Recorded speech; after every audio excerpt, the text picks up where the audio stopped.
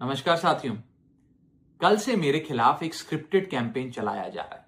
Same भाषा, same बातें, same आरोप। ये कोई कोइंसिडेंस नहीं है, बल्कि एक कोऑर्डिनेटेड अटैक है। पहले मैंने सोचा कि मुझे इसका जवाब नहीं देना चाहिए। फिर लगा कि कहीं एक झूठ को 100 बार बोला जाए तो कुछ लोग मान ना लें। इसलिए मैंने सोचा कि जवाब दूं। आम आदमी पार्टी ने 3 आरोप लगाते हुए यह कहा कि इन 3 आरोपों की वजह से हम राघव चड्ढा को पार्लियामेंट में बोलने का मौका नहीं देंगे। राघव चड्ढा के पार्लियामेंट में बोलने पर रोक इसलिए लगाई गई क्योंकि उन्होंने ये 3 गलतियां करी। मैं एक एक करके इन तीनों पर आपसे बात करना चाहूंगा। पहला आरोप कि जब ऑपोजिशन पार्लियामेंट से वॉकआउट करता है, सदन से वॉकआउट करता है, तो राघव चड्ढा वहीं बैठे रहते हैं, वो वॉकआउट नहीं करते। यह सरासर झूठ है, सफेद झूठ। मैं चुनौती देता हूं, एक इंस्टेंस, एक दिन ऐसा बताइए जब ऑपोजिशन ने वॉकआउट किया हो और मैंने उनका साथ ना दिया हो, मैं साथ में वॉकआउट नहीं किया हो। और पार्लियामेंट में तो हर जगह सीसीटीवी कैमरा है।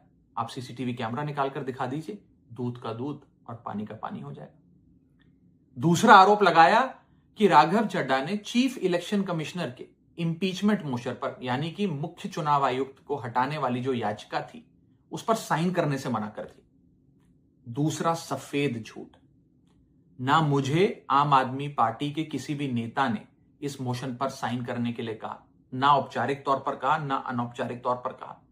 और आम आदमी पार्टी के राज्यसभा में कुल 10 सांसद हैं, जिनमें से 6 या 7 सांसदों ने इस मोशन पर खुद ही साइन नहीं किया। तो भला इसमें मेरी क्या गलती? खाली सारा दोष मुझ पर ही क्यों मढ़ा जा रहा है? और इस मोशन के लिए राज्यसभा में कुल 50 सिग्नेचर चाहिए होते हैं, यानी कि 105 विपक्षी सांसदों में से मात्र 50 सिग्नेचर से ये याचिका पूरी हो जाती। तो इतना शोर क्यों? और तीसरा आरोप जो मुझ पर लगाया गया वो ये था कि राघव चड्ढा डर गए हैं और इसलिए वो बेकार मुद्दे उठाते हैं। पहली बात मैं बता दूं कि मैं पार्लियामेंट में शोर मचाने, चीखने, चिल्लाने, माइक तोड़ने या गाली देने नहीं गया। मैं वहां पर जनता के मुद्दे उठाने गया हूं, लोगों की बात करने गया हूं। और मैंने कौन सा मुद्दा नहीं उठाया?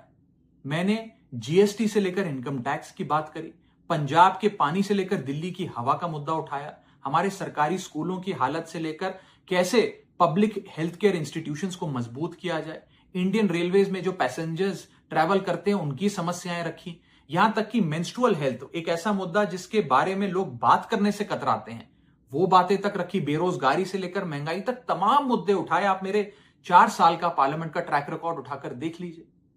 और मैं पार्लियामेंट में इंपैक्ट क्रिएट करने गया हूं, मैं पार्लियामेंट में रकस क्रिएट करने नहीं गया। ये टैक्स पेयर के पैसे से जो पार्लियामेंट चलती है, उस टैक्स पेयर के मुद्दे उठाने में पार्लियामेंट में गया हूं। अंत में मैं बस इतना कहना चाहता हूं कि जो लोग आज मुझ पर आरोप लगा रहे हैं, झूठे आरोप लगा रहे हैं, कि हर झूठ को बेनकाब किया जाएगा और हर सवाल का जवाब दिया जाएगा, क्योंकि मैं घायल हूं, इसीलिए घातक हूं।